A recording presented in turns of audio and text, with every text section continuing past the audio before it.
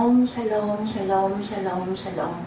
하나님 사랑합니다. 여러분 주 안에서 사랑합니다.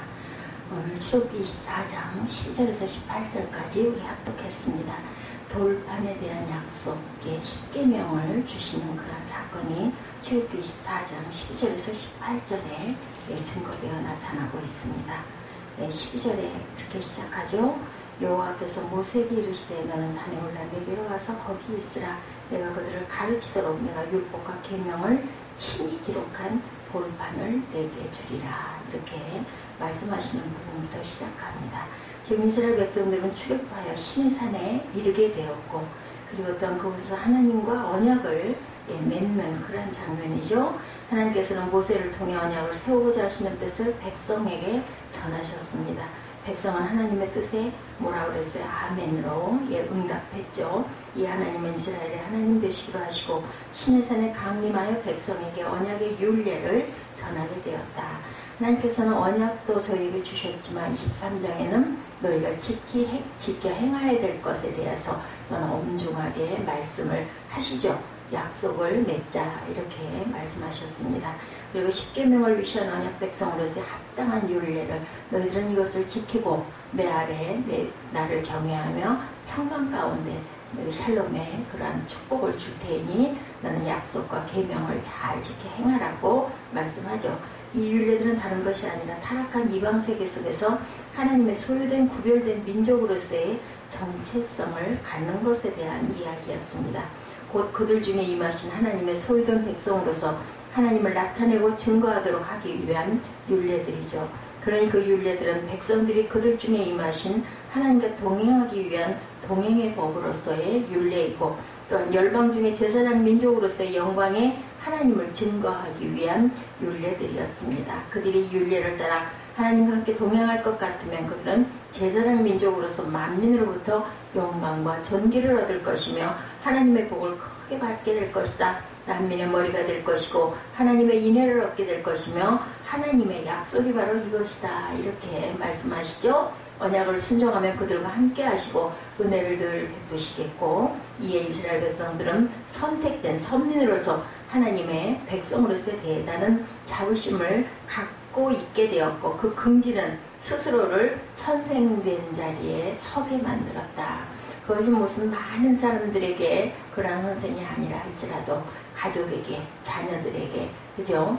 또한 이웃에게 그것을 늘 전하고 증거하도록 하셨습니다. 오늘날도 우리들 각 가정에, 예수 믿는 가정에 보면 엄마가 아니면 아빠가 아니면 할머니가 할아버지가 먼저 예수를 믿고, 아니면 또 아이들이 먼저, 자녀가 예수를 믿어서 그 가족에 뭐가 돼요? 그 전도자들이 다 되죠. 그렇게 돼서 온 가족이 예수 믿는 복음화가 일어나게 되고, 그것이 지역으로, 구역으로, 그리고 널리 퍼져나가는, 또한 것들, 친구들, 이웃들에게 이렇게 증거되고 전도되는 그러한 것을 우리가 봅니다. 이것이 하나님께서 원하시는 삶이죠. 증인된 삶을 살게 하시죠. 우리는 항상 하나님을 자랑하며 율법의 교훈을 받아서 하나님의 뜻을 알고 지극히 선한 것을 좋게 여기고, 네가 율법 있는 지식과 진리의 규모를 가진 자라서 소경의 길을 인도하는 자여, 어둠에 있는 자의 빛이요 어리석은 자의 훈도요 어린아이의 선생이라고 스스로 믿고 있다. 이렇게 말씀합니다. 이것은 바울이 괜한 말을 한 것이 아니죠.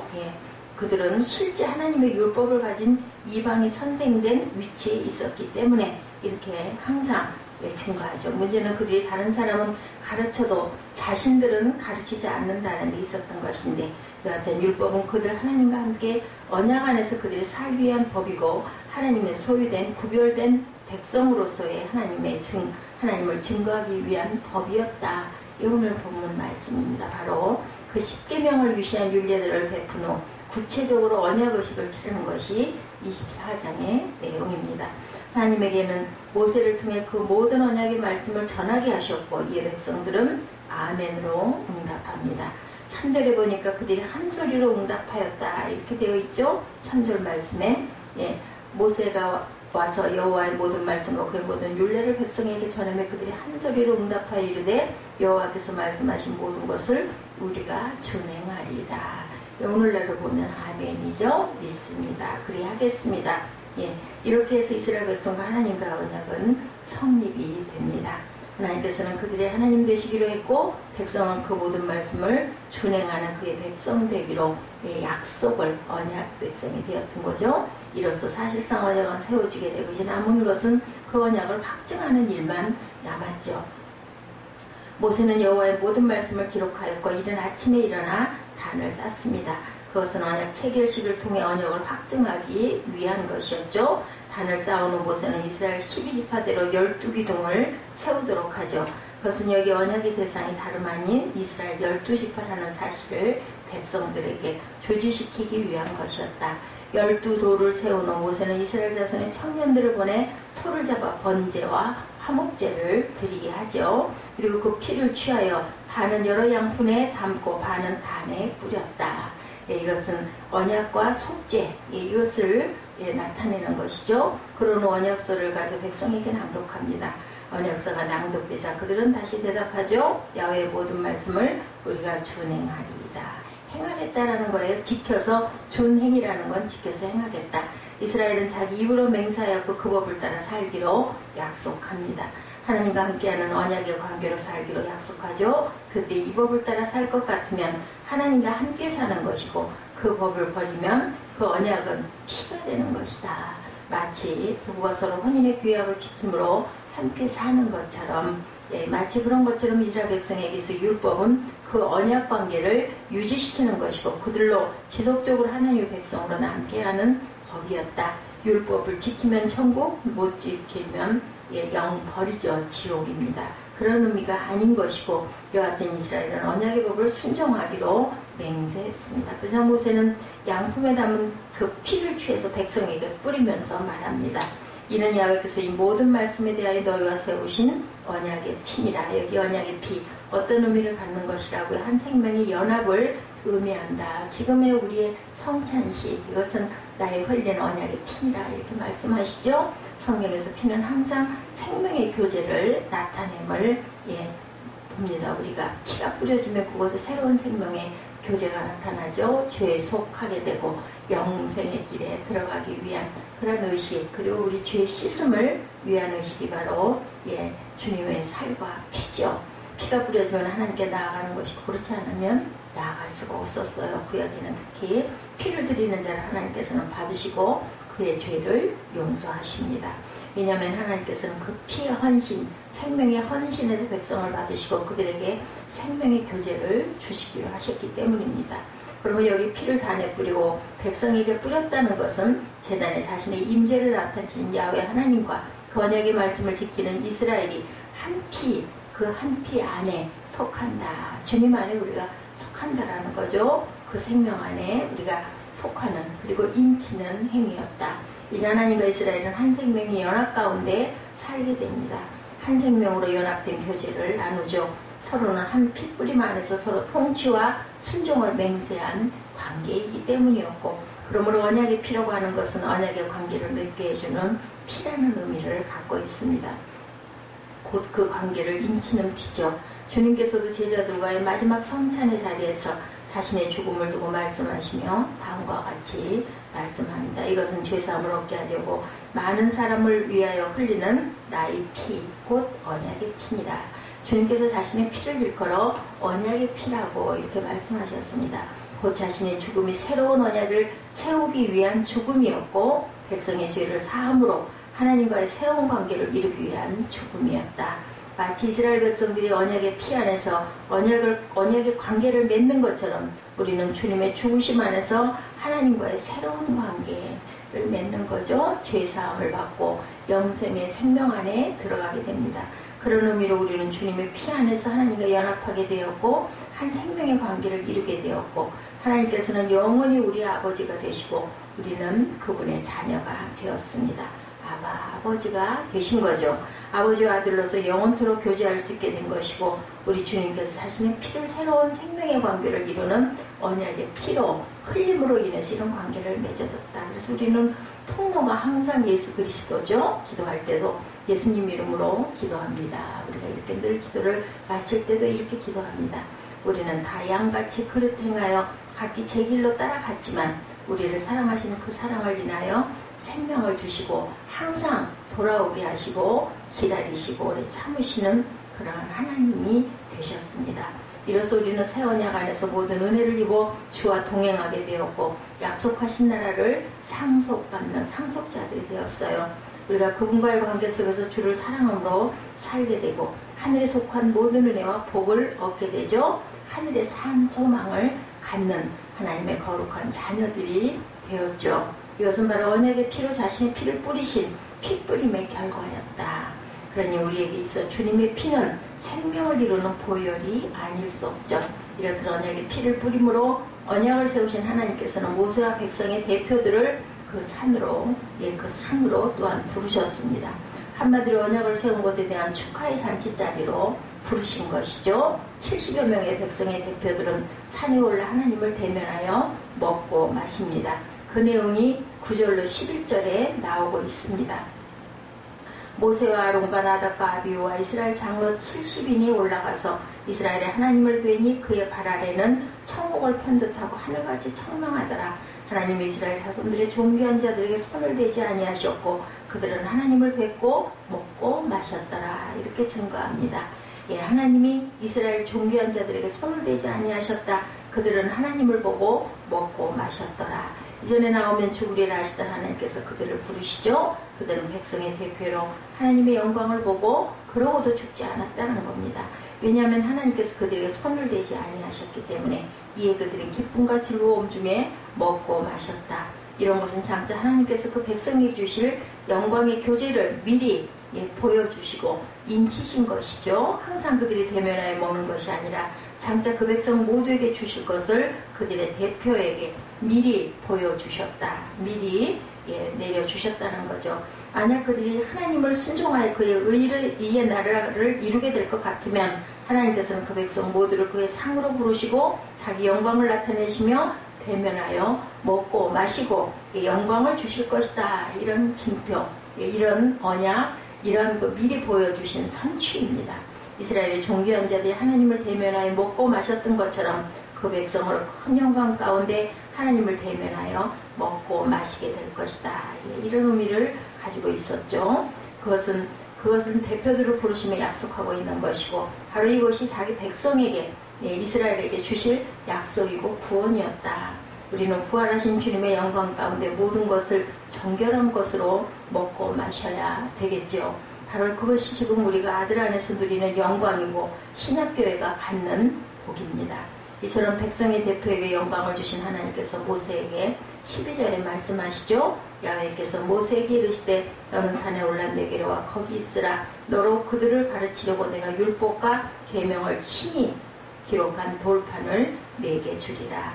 이에 모세는 그 종 여호수아를 데리고 하나님의 산으로 올라갑니다. 나머지 모든 일들은 아론과 훌에게 맡기고 산에 오르죠. 지금 하나님께서는 모세에게 언약의 말씀을 기록한 돌판을 주시겠다라고 말씀하셨어요. 언약의 말씀을 돌판에 기록해 주시겠다 하는 것은 계약 증서를 주시겠다. 오늘날로 보면은 종이에 써서 프린트해서 아니면 직접 써서 사인을 해서 이렇게 주시는 게 그때는 돌판으로 이렇게 주셨습니다. 그것도 변하지 않은 돌의 언약을 새겨 주시겠다 한 것은 변치 않는 언약을 의미하는 거죠. 곧 이스라엘은 돌에 새긴 언약의 법을 받은 백성들인 것이다. 그러니 모세는 그 돌에 새긴 법으로 백성을 가르치고 백성들은 돌에 새긴 법을 따라 배웠죠. 그랬는데 어떻게 됐어요? 세월이 지남에 따라 그 돌에 새겨진 법이 희미해진 것처럼 백성 가운데 주의 말씀은 점점 희미해져 가고 있었습니다. 백성들은 언약의 법에서 자꾸 멀어져 갔고 초창기에 또렷하던 언약의 정신은 흐려만 갑니다. 결국 그들은 언약을 파기하는 죄를 범하고 하나님의 소유된 백성으로서의 정체성을 상실하고 맙니다. 이 하나님께서는 새로운 약속을 주셨는데 세월이 가도 흐려지지 않도록 그 법을 마음에 새기시겠다는 약속을 하십니다.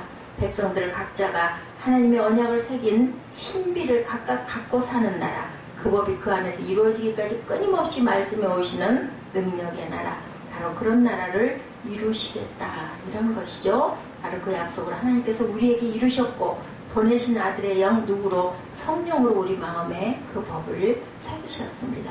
지워줄 수 없는 각인된 법으로 우리 안에 그 법을 새기신 것이죠. 그리고 성령께서는 그 법이 우리 안에 온전히 이루어지기까지 쉼없이 우리에게 늘 끊임없이 말씀하십니다.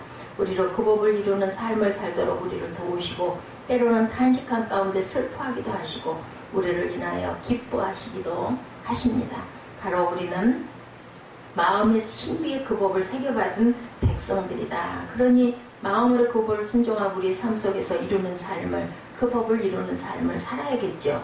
이제 모세는 산에 오릅니다. 15절에 보니 모세가 산에 오름에 구름이 산을 가리며 여호와의 영광이 신의 산 위에 머무르고 구름이 6일 동안 산을 가리더니 제7일에 야훼께서 구름 가운데 모세를 부르셨다. 이렇게 증거되어 있습니다. 그리고 그 영광은 백성들의 눈에 맹렬한 불같이 보였다. 바로 그러한 곳에 모세는 40일을 보내게 됩니다. 곧 돌판의 언약의 말씀을 받기 위해 40일을 그 산에서 보내게 된 거죠. 필시 그는 아무것도 먹지 못하고 40일을 금식을 했을 것입니다. 이처럼 성경에서 40일은 어떤 새로운 역사를 열기 위한 고난의 기간. 그래서 보면 40일 금식들을 많이 하죠. 생명을 건 금식이라고 합니다. 노아 때 홍수가 40일 동안 있었고 모세도 40일을 시내단에 있었고 엘리야도 산에서 40일을 금식하며 지내고 우리 주님께서도 40일을 금식하며 광야에서 마귀의 시험을 받으신 것을 우리가 봅니다. 이처럼 40일은 새로운 구원 역사의 장을 열기 위한 고난의 기간이다. 예, 그런 의미로 구약 백성은 모세의 40일의 고난으로 말미암아 탄생된 백성이라고도 말할 수가 있습니다. 더불어 그들은 신의 생명의 영광을 본 백성이요 모세 얼굴에 빛나는 영광을 보고 사는 백성이다. 이렇게도 우리가 말할 수 있겠죠. 그들은 모세에게 임한 영 안에서 모세의 제도 안에서 베푸시는 은혜를 따라 사는 백성들이었다. 그러나 우리는 어땠나? 우리는 하나님의 아들이신 우리 주님의 40일 고난으로 말미암아 탄생된 백성들입니다. 죽음의 고난을 통해 나음받은 백성이죠. 우리는 죽은 아들을 일으키신 하나님의 하늘 영광을 본 자들이고 부활하신 주님의 얼굴에서 빛나는 광채의 영광을 보고 사는 백성들입니다. 모세 위에 임한 영이 아닌 아들 위에 임하신 부활의 영 안에서 사는 백성들이죠. 그만큼 신약 백성은 존귀하고 신약교회가 받은 은혜를 또한 더욱더 독특하고 탁월했다. 우리를 불러 부활자의 영광의 산에서 먹고 마시며 그 은혜의 그늘 아래 살게 하셨으니 이에 더 큰 은혜가 없겠지요. 이에 더 큰 영광이 없는 거죠. 그런데 우리가 그 은혜를 모르고 감사하지 못한다면 그것은 부활하신 그리스도의 백성으로서 사는 것이 아니다. 우리가 여전히 땅에 속한 영광을 구하며 산다면 하나님의 영광을 아는 백성이라고 절대로 볼 수가 없습니다. 우리가 마음에 새겨주신 법을 따라 그 법을 이루는 삶을 외면한 채 육체의 소욕을 따라 산다면 그것은 부활의 영 안에 사는 백성이라고 절대로 할 수가 없겠죠. 그것은 우리에게 합당하지 않습니다. 우리가 받은 은혜와 구원이 무엇인지, 우리에게 입히신 영광스러움이 무엇인지, 장차 우리 앞에 나타날 영광된 약속이 무엇인지를 생각하며 사는 주님의 자녀들이 되어야 된다. 그래서 우리가 믿음으로 깨어 살아야 된다. 깨어라 그러죠. 깨지 못한 자들에게는 우는 사자와 같이 산기세를 두루찾는 사단에게 우리가 먹힐 수밖에 없습니다. 바로 그것이 하나님의 은혜와 구원과 그 영광을 아는 백성의 삶이다. 아무쪼록 우리 모두가 우리에게 입히신 그 영광에 합당한 삶으로 하나님 우리 아버지를 영화롭게 하시는 삶을 사시는 저와 여러분들 언약 백성들 되시기를 주님의 이름으로 축복합니다.